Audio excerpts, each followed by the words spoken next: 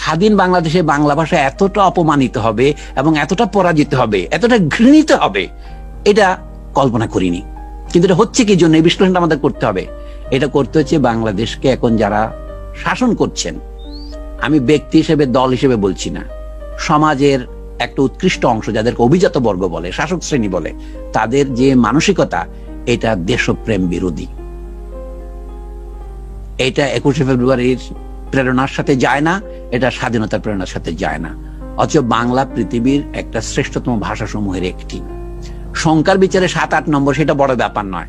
বাংলার সাহিত্য ইংরেজি সাহিত্যের চেয়ে কম প্রাচীন নয়, ফরাসির চেয়ে কম প্রাচীন নয়, জার্মানের চেয়ে কম প্রাচীন নয়।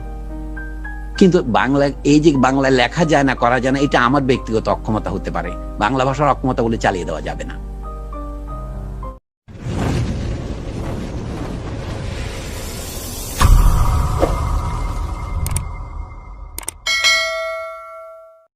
তো শুরু করা যায় এইভাবেই যে বাংলাদেশ স্বাধীন হয়েছে এখন 50 বছর, আর 1 মাস হলে আমাদের স্বাধীনতা ঘোষণার 50 বছর পূর্ণ হবে, এবং হয়তো ডিসেম্বর মাস আসলে স্বাধীনতা অর্জনের 50 বছর পূর্ণ হবে। তো এখন এটা কি বেশি সময় না কম সময়, আপনারা নিজেরা এটা স্থির করতে পারেন। এটা মনে করে একজন ব্যক্তির জন্য এটা হয়তো অনেক দীর্ঘ সময়, কিন্তু একটি জাতি বা সমাজের জন্য হয়তো অত দীর্ঘ নয়। আপনাদের কারো কারো মনে থাকবে তুরস্কের কবি নাজিম হিকমতের কবিতা আমরা ছাত্র জীবনে পড়তাম, সুভাষ মুখোপাধ্যায়ের অনুবাদে, যে বলছে আপনি যদি একটা পেন্সিলকে জিজ্ঞাসা করেন 1 সপ্তাহ পরে, বলে তার সমগ্র জীবন পেন্সিলের জন্য, কিন্তু আমার জন্য মাত্র 1 সপ্তাহ। সেই জন্য বলবো, ব্যক্তির জন্য 50 বছর অনেক দীর্ঘ সময় হলো, জাতির জন্য হয়তো কম। এখন আমরা জিজ্ঞাসা করি, এবছর হচ্ছে ভাষা আন্দোলনের 1952 সন থেকে হিসাব করলে 69 বছর, বা ধরেন 70 বছর। এর মধ্যে আমাদের কি অর্জন হলো? আমরা তো সকলেই বলছি এখন, সরকারি বেসরকারি সব পর্যায়ে, যে ভাষা আন্দোলনের ফলেই বাংলাদেশ এসেছে। এগুলো সবাই জানেন। আমাদের ছাত্রী বন্ধু যিনি আগে বললেন, চমৎকারভাবে ইতিহাসের পুনরাবৃত্তি করেছেন। কিন্তু বাংলাদেশ স্বাধীন হবার 50 বছরে আমরা কি অর্জন করলাম, এটা আমাদের একটা মাঝে মাঝে ফিরে থাকা দরকার। এই ফেব্রুয়ারি মাস আসলেই আপনারা দেখছেন প্রত্যেক পত্রিকা, যেমন আমাদের দেশের প্রধান পত্রিকার একটি হলো প্রথম আলো, তারা প্রত্যেক দিনে এখন একটা গল্প ছাপাচ্ছে, ভাষার মাস, ভাষার কথা। ভাষার পরে অন্য মাসে এই কথা এত থাকে না।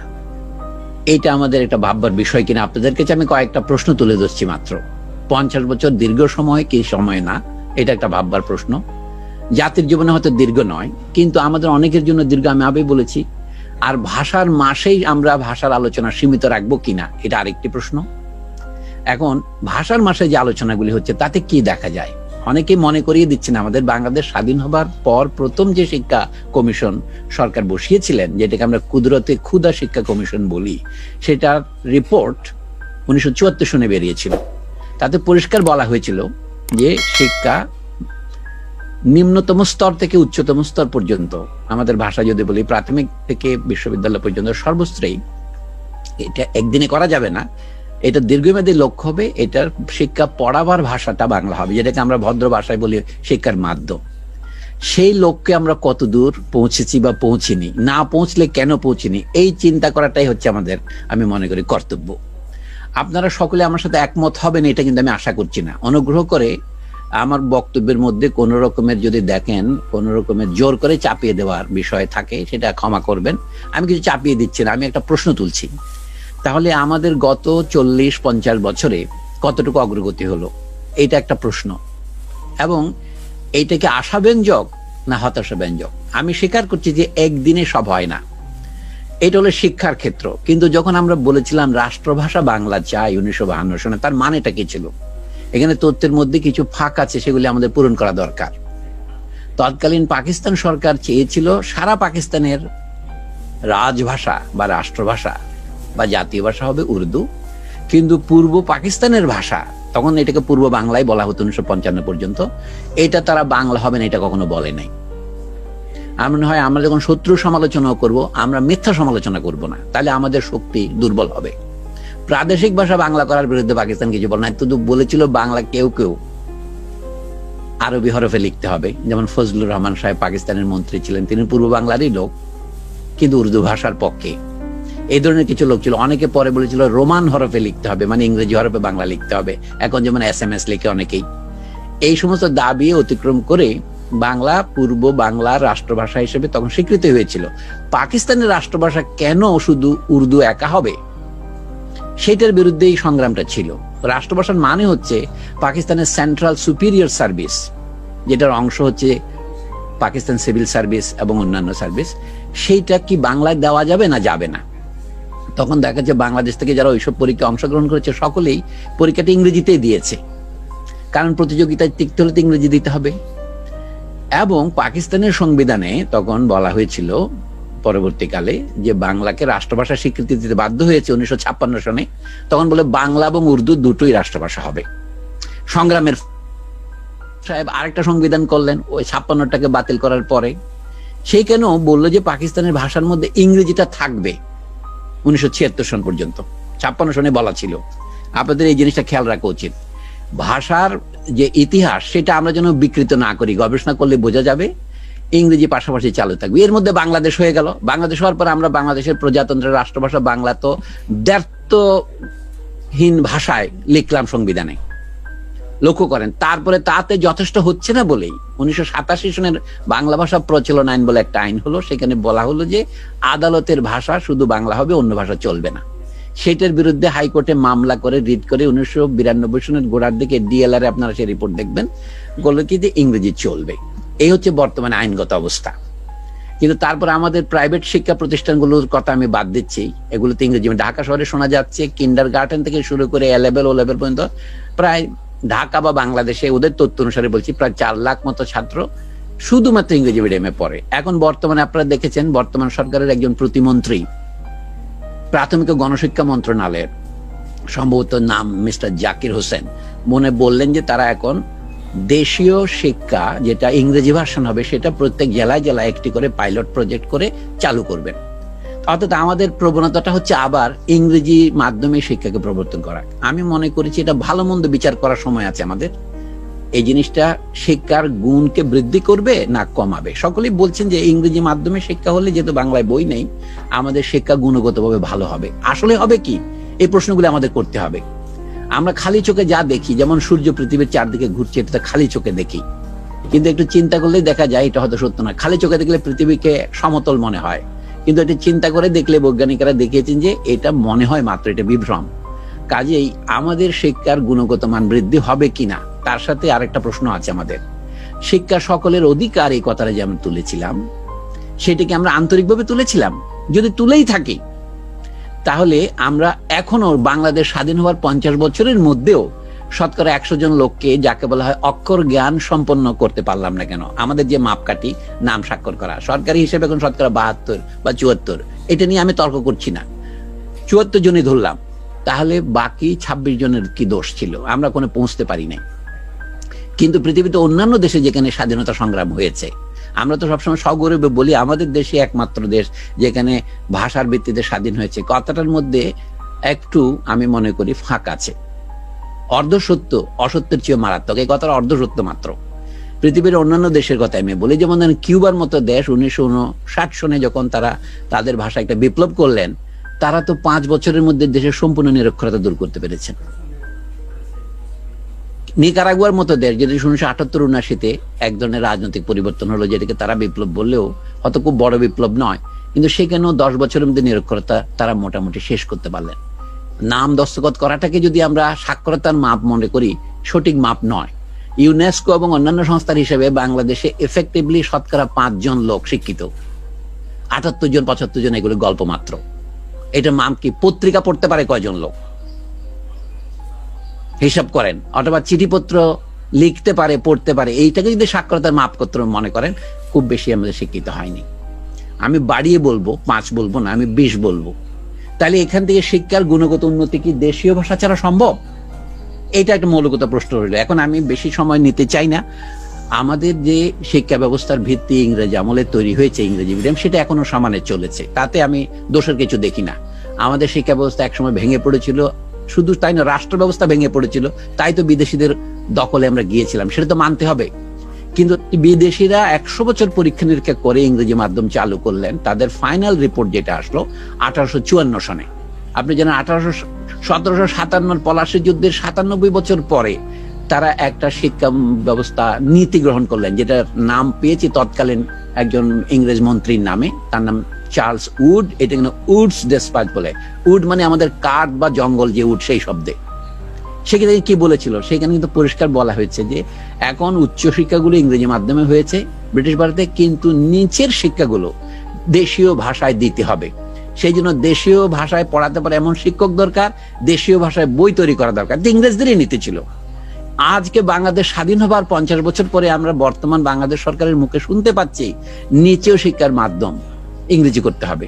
প্রাথমিক বিদ্যালয়ে কিন্ডারগার্টেন গুলো, অর্থাৎ 3 বছরের বাচ্চাকে আপনি প্লে 1 প্লে 2 এগুলিতে শুধু ইংরেজি পড়াচ্ছেন। আমি জিনিসটা পরিষ্কার করে, আমাকে ভুল বুঝবেন না। বর্তমান দুনিয়ায় ইংরেজি 1 নম্বর ভাষা, এটা পাগলেও জানে। ইংরেজি না শিখলে আমাদের লেখাপড়ার গুণও হবে না, লেখাপড়াও হবে না, এটাও ঠিক আছে। প্রশ্ন হলো আমাদের 1 নম্বর ভাষা কোনটা হবে, 2 নম্বর ভাষা কোনটা হবে? প্রত্যেক জাতির কমপক্ষে 2টো মাত্রা থাকে, যে একটা কাগজে যেমন 2টো পিঠ থাকে, টাকার তো এপিঠ আর ওপিঠ থাকবে। আমাদের এপিঠ যদি বাংলা হয়, ওপিঠ ইংরেজি। কিন্তু কোনটা বুক, কোনটা পিঠ, কোনটা প্রধান, কোনটা অপ্রধান, এইটা যদি আমরা অগ্রাধিকার নির্ণয়ে কোন রকমের ভুল করি, আমি খুব আতঙ্কিত যে আমরা এই ভুল করছি। বর্তমানে যদি আমি বলি আমাদের কোন শিক্ষা নীতি আসলে আছে কিনা, আমি বলবো নাই।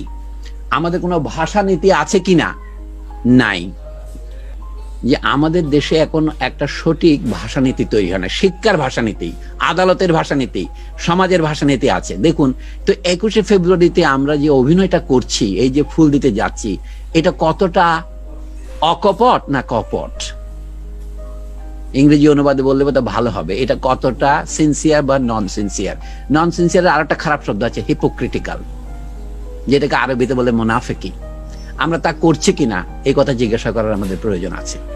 আমি ইংরেজি শেখার বিরুদ্ধে নই। আমি মনে করি ইংরেজি হবে আমাদের 2 নম্বর ভাষা, 1 নম্বর নয়।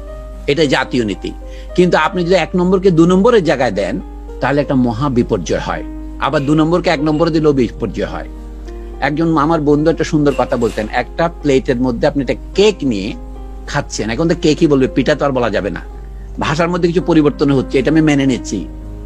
আগে 400 বছর এদেশের রাজভাষা ফার্সি যখন ছিল, আমাদের আদালতের ভাষায় শুধু নয়, দৈনন্দিন জীবনে হাজার, আমি শত বলবো না, হাজার ফার্সি শব্দ ঢুকেছে। এখন ইংরেজি শব্দ ঢুকবে, এটাকে ঠেকানোর আমার কোনো প্রয়োজন নাই। ভাষা তার যে ঐতিহাসিক নিয়মে বদলাবে। আমি শুধু বলছি আমরা এখন যে ভাষা অনুসরণ করছি বাংলাদেশে, এটার নাম যদি বাংলা হয়, এই বাংলাটা হচ্ছে আমাদের খাদ্য। প্লেটে নিলেন, কিন্তু এটা যদি মাটিতে পড়ে যায়, তাহলে এটা তখন অখাদ্য হবে। আমার বক্তব্য হলো, যদি একটি খাদ্য আপনার থালার উপরে থাকে তখন তা খাদ্য থাকে, কিন্তু এটা তো মাটিতে পড়ে যায়, ধুলা মেশে, তখন এটা অখাদ্য হয়। খাদ্যের কোনো পরিবর্তন হয় না রাসায়নিক ভাবে, পরিবেশের জন্য সেটা নষ্ট হয়ে যায়।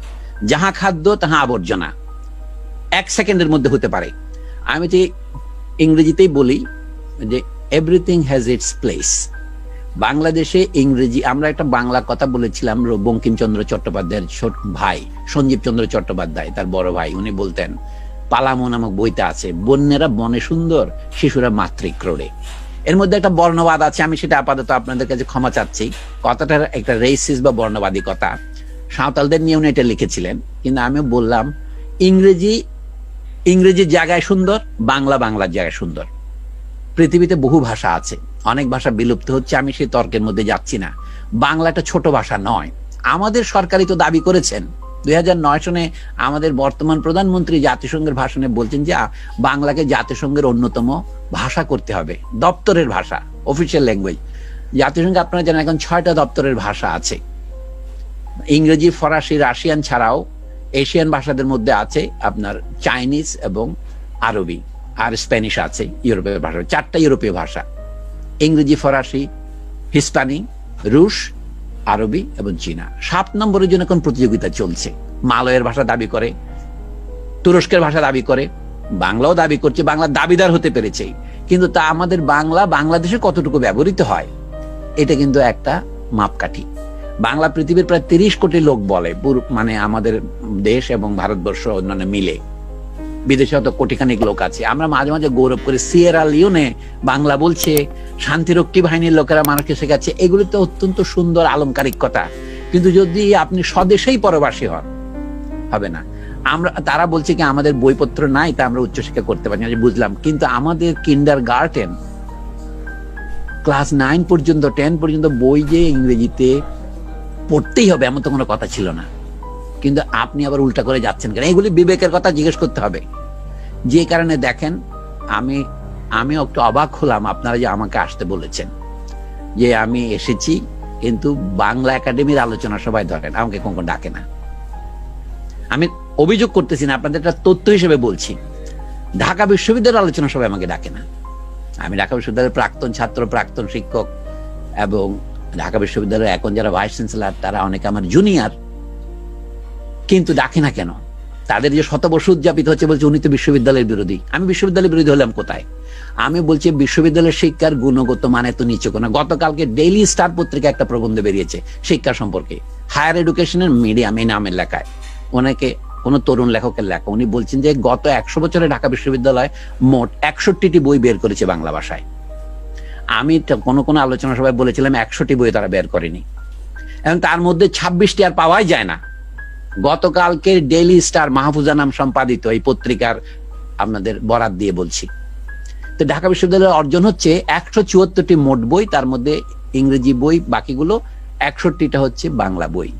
26টি বইয়ের এখন আর অস্তিত্বই নাই। এটা তারা করলো কেন? বাংলাদেশের ইতিহাস সম্পর্কে দুটো বই ঢাকা বিশ্ববিদ্যালয়ে বের করেছিলেন, 1941 একটা, 48 একটা, প্রথম দ্বিতীয় খণ্ড। তৃতীয় খণ্ড আর বেরই হয়নি, কিন্তু এই দুটোরই বহুবার পুনর্মুদ্রণ হয়েছে, কিন্তু আর বাংলা অনুবাদ করার মতো দক্ষতা ঢাকা বিশ্ববিদ্যালয়ের শিক্ষকদের নাই। আমি যদি এই সত্য কথাটা বলি, তাহলে আমাকে বলছে কি, তারা ইংরেজিতে বলে শুট দ্য মেসেঞ্জার। আমাদের এই যে বিশ্ববিদ্যালয়ে আপনারা কিন্তু প্লেজিয়ারিজম একটি সমস্যা, একজনের লেখা আরেকজনে চুরি করে ছাপাচ্ছে। আমি যে আপনারা যে এত ইংরেজি পড়ে মন পণ্ডিত হয়েছেন তার প্রমাণটা দেখুন না, বাংলায় এটা অনুবাদ করুন।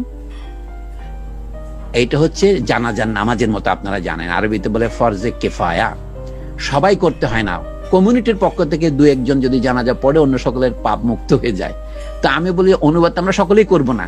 একটা বিশ্ববিদ্যালয়ে 2000 শিক্ষক আছে, তার মধ্যে 20 জন শিক্ষক নাই যে পাত্র ছাত্র বই করতে পারে। বিশ্ববিদ্যালয়ের পরিকল্পনা কি? আমি আপনাদের বলছি, আমাদের আগামী 50 বছর আমরা কোথায় যাব?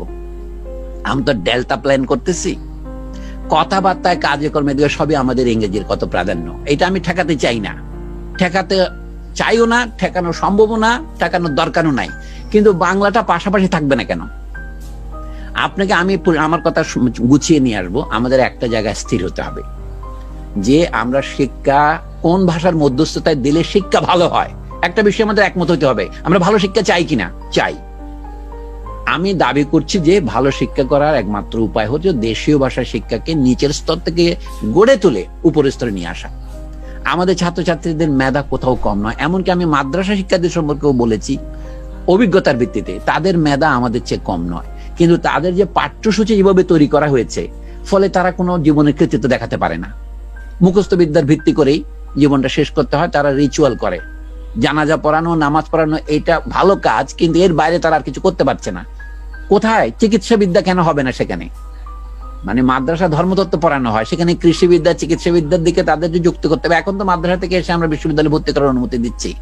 এই কথাটা আমি বলছি প্রাইভেট বিশ্ববিদ্যালয়ের ছাত্রছাত্রীরা দেখা যায়। আপনারা দেখেন প্রাইভেট বিশ্ববিদ্যালয় চালু হয়েছে প্রায় 30 বছর, যদি আমি NSU থেকে শুরু করি, নর্থ সাউথ ইউনিভার্সিটি, কিন্তু তাতে খুব বেশি ছেলে মেয়ে আমাদের এখন সিভিল সার্ভিস পরীক্ষায় সফল হয় না, অনেক পরীক্ষা দেয়ও না। এগুলি আমাদের ভেবে দেখতে হবে। আমরা বাজারের জন্য দক্ষ ইঞ্জিনিয়ার, কম্পিউটার বিশারদ তৈরি করছি, এটা কোনো মিথ্যা নয়, কিন্তু একটা জাতির প্রয়োজন মেশানোর জন্য একটা পরিকল্পনা থাকা দরকার। আমাদের কত ডাক্তার দরকার, কত ইঞ্জিনিয়ার দরকার, কত কৃষিবিদ দরকার, কত ব্যবসা প্রশাসক দরকার, এইগুলি অনুসারে আমরা করছি কিনা এই বিবেচনা করার জন্য আমাদের দরকার। বিদেশে আমাদের শিক্ষা করতে যেতে হবে। ইংরেজি যেহেতু আন্তর্জাতিক ভাষা, কেন ইংরেজিকে একটা বিশেষজ্ঞ শিক্ষা হিসেবে আমরা করতেই পারি। কিন্তু আমাদের সেই দিন অধ্যাপক সৈয়দ মঞ্জুরুল ইসলাম, যিনি আজকে আমাদের ইউলেবে এই প্রধান অতিথি হিসেবে বক্তৃতা দিচ্ছেন, তিনিও বলেছেন যে একটা অনুবাদ সেল করতে পারলাম না আমরা বাংলা একাডেমিতেও। ভাষা আন্দোলনের রক্তের বিনিময়ে বাংলা একাডেমি গড়ে উঠেছে 1955 সনে। যাই হোক, আমি অভিযোগ আর বেশি করব না। আপনাদের একটা কথা মনে করিয়ে দিচ্ছে, শিক্ষানীতি যে কথাটা আমরা বলি, আমি যে বললাম শিক্ষানীতি নাই, আপনারা সকল আপনি এত বড় মিথ্যা কথা চোখের সামনে বলে গেলেন অন রেকর্ড। 2010 সালে শিক্ষানীতি আছে কি? শিক্ষানীতিটা কি? তাতে কোনো লক্ষ্য নাই। কুদরতে ক্ষুধা শিক্ষা কমিশন যদি বলেছিল আপনি সর্বত্র জাতীয় ভাষার মাধ্যমে, যেটাকে রাষ্ট্রভাষা বলা হয়, আপনি উচ্চশিক্ষা পর্যন্ত প্রসারিত করবেন, তা না করে আপনি নিচে শিক্ষা বা ইংরেজিতে করতেছেন, এটা কি উল্টা দিকে যাত্রা নয়? আপনার যাত্রা করার প্রয়োজন হলে নিজের মতবাদকে সংশোধন করা যায়, সেটা আমি অস্বীকার করবো না, কিন্তু আপনি কি সংশোধন করেছেন আমি জিজ্ঞাসা করতে চাই।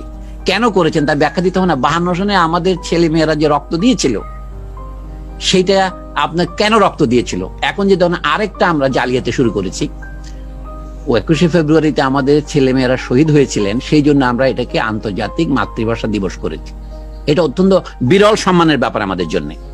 কিন্তু প্রশ্নটা আমাদের থেকেই যাচ্ছে, আমাদের এই ভাষা দিবসটাকে নাম দিয়েছে আন্তর্জাতিক মাতৃভাষা দিবস, কিন্তু বাংলা ভাষা কিছু মনে করেন না। এখানে যে আমাদের যে ছাত্রী বন্ধু প্রথমে প্রবন্ধটা পাঠ করলেন কবি ওবায়দুল্লাহর উদ্ধৃতি দিয়ে, সেখানে কিন্তু এক ধরনের একটা রোমান্টিকতা আছে। মাগো ওরা মায়ের ভাষায় কথা বলতে দেবে না, এটা তো সঠিক তথ্য নয়। আমরা তো এখন, সুপ্রিম কোর্টের এক উকিল আছে, উনি বলছিলেন আমার সাথে তর্কে 2008 সনের দিকে যুগান্তর পত্রিকায় ছাপা হয়েছিল বা সমকাল পত্রিকায়, বলছিল কি যে বাংলা আমার মায়ের ভাষা, আমি বাংলা আমার আলংকারিক ভাষা, আমি কিচেনে মায়ের সাথে আর কথা বলবো, কিন্তু কোর্টে বলবো না, বিশ্ববিদ্যালয়ে বলবো না, ব্যবসা প্রতিষ্ঠানে বলবো না, ব্যাংকে বলবো না, হাসপাতালে বলবো না। আশ্চর্য যুক্তি। সুপ্রিম কোর্টের একজন অত্যন্ত সিনিয়র আইনজীবী এই কথাটা বলছিলেন। তো আমি আপনাদের বলবো যে এরকম মানুষকে ফাঁকি দেওয়ার কোনো দরকার নেই। মাতৃভাষা দিবস করে কি বাংলা ভাষার উন্নতি হয়েছে না ক্ষতি হয়েছে? আমি মনে করি ক্ষতি হয়েছে। আগে তো আমরা শহীদ দিবস বলতাম, অমর 21শে শহীদ দিবস, এখন দেখেন একটা বিশেষণ লাগাইছে। লজিক, যারা উচ্চ মাধ্যমিক শ্রেণীতে লজিক পড়ে তারাও জানে একটা শব্দের বলে কনোটেশন থাকে, ডিনোটেশন থাকে। শহীদ বলতে সব বিষয়ে শহীদ বোঝায়, এখন তাকে ছোট করে ভাষা শহীদ লিখছে। আপনি বলেন ইতিহাস কাকে বলে? 52 সনে যারা শহীদ হলো তারা তো জানতো না তারা ভাষা শহীদ, তারা শুধু শহীদ। আমার ভাইয়ের রক্তে রাঙানো 21শে ফেব্রুয়ারি গান যিনি লিখেছেন তাকে জিজ্ঞাসা করুন। রাষ্ট্রভাষা বাংলা ছিল স্লোগান, মাতৃভাষা বাংলা চাইতে বলে নাই। বাংলা রাষ্ট্রভাষা হওয়ার পক্ষে যুক্তি ছিল পাকিস্তানের সংখ্যাগরিষ্ঠ তৎকালীন হিসেবে শতকরা 56 জন লোকের মাতৃভাষা বাংলা, সেটা কেন রাষ্ট্রভাষা হবে না? এটা ছিল ন্যায্যতার যুক্তি। আজকে তো বাংলাদেশের শতকরা 99 জনের মাতৃভাষা বাংলা, তো বাংলা কেন উচ্চশিক্ষার মাধ্যম হবে না? কেন উচ্চ আদালতের ভাষা হবে না? আপনি বলেন এটা কেন হচ্ছে না? এইটা যদি বিশ্লেষণ করতে না পারেন, এই আলোচনা সভাগুলো আয়োজন করাটা হচ্ছে নেহায়েতে আনুষ্ঠানিকতা, করতে হয় তাই করছি। এটা হচ্ছে আমাদের জন্য অত্যন্ত গভীর পরিতাপের বিষয়। বাংলাকে আমরা একদিকে জাতিসংঘের দাপ্তরিক ভাষা করার দাবি জানাচ্ছি, জাতিসংঘের দুটো আরো অফিসিয়াল ভাষা, 1 নম্বর 2 নম্বর হচ্ছে ইংরেজি আর ফরাসি, কিন্তু আর বাকিগুলিকে সম্মান দেওয়া হয়েছে। অর্থাৎ জাতিসংঘের কাগজপত্র মাঝে মাঝে বাংলাও ছাপা হয় এখন, কিন্তু আমরা চাচ্ছি জাতিসংঘের সমস্ত জিনিস অনুবাদ হবে, অটো অনুবাদ যাকে বলা হয়, যখন বক্তৃতা দেওয়া হবে সেটা বাংলাতেও শোনা যাবে। বাংলাতে বললে এটা ইংরেজি, ফরাসি, রুশ, জার্মানি অনুবাদ হবে। জার্মান নাই ওখানে, জার্মানি বড় দেশ কিন্তু জার্মান ভাষা ওখানে নাই, লক্ষ্য করুন। কিন্তু জার্মান ভাষাভাষীর সংখ্যা বাংলার চেয়ে কম, এখানে সংখ্যাটাই বড় জিনিস। পাশ করে IELTS, TOEFL ইত্যাদি দিয়ে GRE পাশ করে GMAT দিয়ে দ্রুত আমেরিকা চলে যেতে পারছে, আমার তো অবশ্যই লাভ হচ্ছে, কিন্তু এর ফলে আমার সাহিত্যের তো ক্ষতি হচ্ছে। এই জিনিসটা আমাদের বোঝা দরকার। আমাদের সাহিত্য বা ভাষার উন্নতিতে আমরা কি অবদান রাখবো? ইংরেজির মাধ্যমে আমি আমার আখের গোছালাম, আমি আমার মানে যাকে বলা হয় কান্ডারিয়া তরির পাকা মাঝি মাল্লা, দাড়ি মুখে সারি গান লাশরিক আল্লাহ, আমি তো নৌকায় চড়তেছি, চলে যাচ্ছি।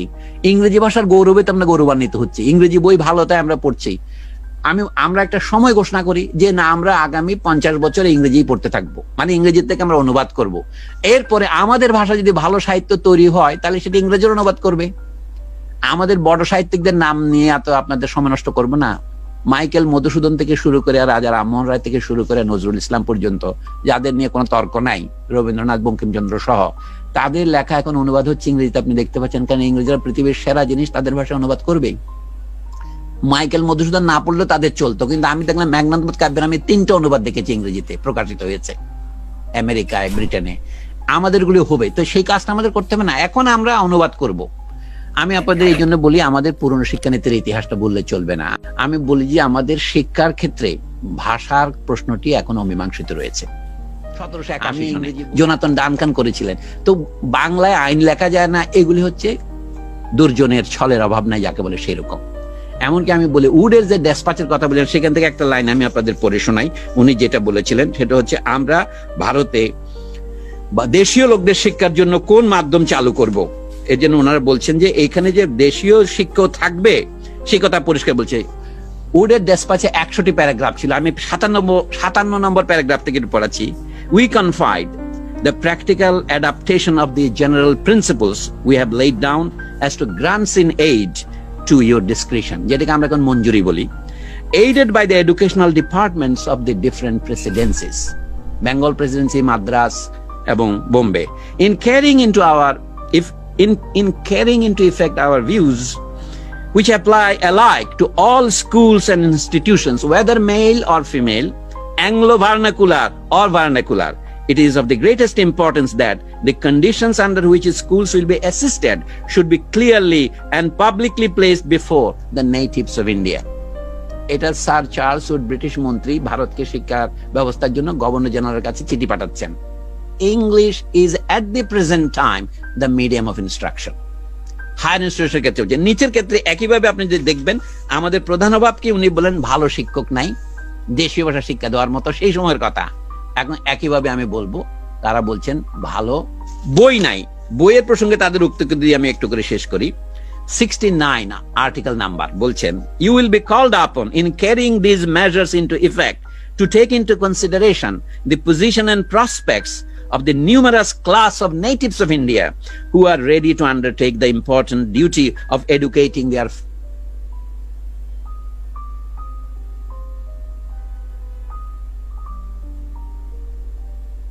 of vernacular school books which shall provide European information to be the object of study in lower classes of school. আরেকটা জায়গায় আমি এটা দিয়ে শেষ করি।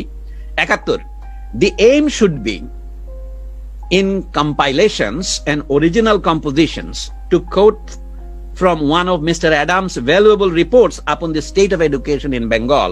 এটা 1835 সনে বেরিয়েছিল মিস্টার অ্যাডামের, উইলিয়াম অ্যাডামের 3 খণ্ড রিপোর্ট। 1835, 36, 38 বেরিয়েছিল। তিনি রাজা রামমোহন রায়ের ঘনিষ্ঠ বন্ধু ছিলেন। সেই রিপোর্ট গৃহীত হয় নাই, কিন্তু সেই রিপোর্ট এখনো আছে। সেটা বলছে coat, not to translate European works into the words and idioms of the natives' languages, but so to combine the substance of European knowledge with native, quote unquote, forms of thought and sentiment as to render the school books useful and quote unquote attractive. আজকে সেইখান থেকে ব্রিটিশরা বলেছিল নিম্ন বিদ্যালয়ে কখনোই ইংরেজি করবে না, ইংরেজদের জন্য শুধু করবে, দেশীয় ভাষা শিক্ষা হবে। সেটা থেকে ভারতীয়রাই বেশি উৎসাহী হইয়া ইংরেজি মিডিয়ামে নিয়ে গেছিলেন। 1940 সনে কলকাতা বিশ্ববিদ্যালয় প্রথম বলেন না, ম্যাট্রিক পরীক্ষা দেওয়া যাবে বাংলা এবং হিন্দুস্তানিতে ইংরেজির পাশাপাশি। তার 30 বছরের মধ্যে বাংলাদেশ স্বাধীন হলো এবং এখনকার অবস্থা আপনারা জানেন। তো এটা কি জাতির ভালোর জন্য না মন্দের জন্য? আমরা কি 21 ফেব্রুয়ারি শহীদদেরকে শ্রদ্ধা জানাচ্ছি না অশ্রদ্ধা করছি? এই সমস্ত প্রশ্ন আমাদের করতে হবে। শুধু বলবে না যে ওখানে ফুলের তোড়া দিলেই শহীদদের প্রতি মর্যাদা বৃদ্ধি পাবে, তা নয়। আপনি ঢাকা শহরে দেখেন, আমাদের যদি যেটাগুলো সাইনবোর্ড বলি সেগুলো শতকরা কত ভাগ বাংলায় এবং শতকরা কতটা বিদেশি ভাষায়। আমি তো ইংরেজি রাখার বিরুদ্ধে নই। যেমন ধরেন ঢাকার 2টা সিটি কর্পোরেশন, তাদেরকে সিটি কর্পোরেশন কেন বলে? আগে আমরা বললাম কেন পৌরসভা কথাটা আমরা বলতে পারছি না কেন? কারণ পৌরসভা বললে ছোট ছোট লাগে, আশ্চর্য। অন্তত পৌর কর্পোরেশন বলতে পারতেন, নগর কর্পোরেশন বলতে পারতেন, তা বলছে না। অর্থাৎ এই যে প্রবণতা এটা রইল, তবু তারা বাংলা বা ইংরেজি দুইটাতে রাস্তার চিহ্নগুলো দিয়েছে। আমরা প্রাইভেট বিশ্ববিদ্যালয়গুলো দিচ্ছি না কেন? আপনি তো আছেন মিশন ভিশন যা করতেছে, ওয়ার্ল্ড ব্যাংক যেভাবে আমাদেরকে গিনিপিগ হিসেবে ব্যবহার করছে, সবগুলো ইংরেজিতে করছি। তো বাংলা অনুবাদ করার মতো ধৈর্যটা আমাদের নাই। তাহলে আমরা কোন মুখে জাতিসংঘের দাপ্তরিক ভাষা বলে বাংলাকে দাবি করি? আপনি ঢাকাতে বিশ্ববিদ্যালয়গুলো এইটা করতে পারছে না। শুধু আমাদের বিশ্ববিদ্যালয়ে আমি দেখলাম একটা জিনিস আছে, জরুরি বাহির, এক্সিটের পাশাপাশি, এটি হচ্ছে একমাত্র বাংলা। তাহলে কেন আমরা 21 ফেব্রুয়ারি পালন করছি? এই রিচুয়াল কেন? আমার কাছে এর কোনো উত্তর নাই। আমি অত্যন্ত দুঃখিত। আমি কোনো রেগে কিছু বলছি না। আমি জীবনের সময় অভিজ্ঞতার অর্জিত বিষটাকে আমি হজম করে বলছি। বলে যে না, শিবকে বলে নীলকণ্ঠ, যিনি সমস্ত বিষ মন্থন করে। আমি দেখছি স্বাধীন বাংলাদেশে বাংলা ভাষা এতটা অপমানিত হবে এবং এতটা পরাজিত হবে, এতটা ঘৃণিত হবে, এটা কল্পনা করিনি। কিন্তু এটা হচ্ছে কি জন্য, এই বিশ্লেষণটা আমাদের করতে হবে। এটা করতে হচ্ছে বাংলাদেশকে এখন যারা শাসন করছেন, আমি ব্যক্তি হিসেবে দল হিসেবে বলছি না, সমাজের একটা উৎকৃষ্ট অংশ যাদেরকে অভিজাত বর্গ বলে, শাসক শ্রেণী বলে, তাদের যে মানসিকতা, এটা দেশপ্রেম বিরোধী। এটা 21শে ফেব্রুয়ারির প্রেরণার সাথে যায় না, এটা স্বাধীনতার প্রেরণার সাথে যায় না। অথচ বাংলা পৃথিবীর একটা শ্রেষ্ঠতম ভাষা সমূহের একটি। সংখ্যার বিচারে 7-8 নম্বর সেটা বড় ব্যাপার নয়। বাংলার সাহিত্য ইংরেজি সাহিত্যের চেয়ে কম প্রাচীন নয়, ফরাসির চেয়ে কম প্রাচীন নয়, জার্মান চেয়ে কম প্রাচীন নয়। কিন্তু বাংলা, এই যে বাংলায় লেখা যায় না, করা যায় না, এটা আমার ব্যক্তিগত অক্ষমতা হতে পারে, বাংলা ভাষার অক্ষমতা বলে চালিয়ে দেওয়া যাবে না। আমি এক কথা বলবো না যে আসুন 21শে ফেব্রুয়ারিতে আমরা নতুন করে শপথ গ্রহণ করি। কিসের শপথ গ্রহণ করব? আমাদের তো ইমানই ঠিক হয় নাই। অথচ দেখেন, আমরা যদি দেশের ভাষার মাধ্যম, শিক্ষার মাধ্যমকে বাংলা করতাম, বাংলা ভাষার উন্নতি হতো, বাংলা সাহিত্যের উন্নতি হতো, আমাদের উন্নতি হতো, এবং শিক্ষার প্রসার এখন যা হচ্ছে তার চেয়ে 1 ইঞ্চি হলে বেশি হতো। কিন্তু সংকীর্ণ হীন শ্রেণী স্বার্থ মানুষকে কিভাবে পশুতে পরিণত করে, সেটা হচ্ছে আমরা তার প্রমাণ। মানুষ সমস্ত যুক্তির বিরুদ্ধে গিয়ে অযৌক্তিক ভাবে মিথ্যা কথা বলছে যে শিক্ষার গুণগত বৃদ্ধি করতে হলে ইংরেজি মিডিয়াম করতে হবে। আমি যে শিক্ষার পরিমাণগত বৃদ্ধি না হলে গুণগত বৃদ্ধি হয় না।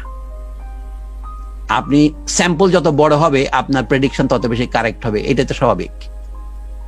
আমরা একটা ক্ষুদ্র অংশকে শিক্ষিত করার জন্য এই যে তড়িঘড়ি করছি, অথচ সমস্ত জনগণকে ট্যাক্স করে করছি, এটা শুধু দেশ বিরোধী নয়, আমি তো বলবো দেশদ্রোহিতার কাছাকাছি আমরা করছি।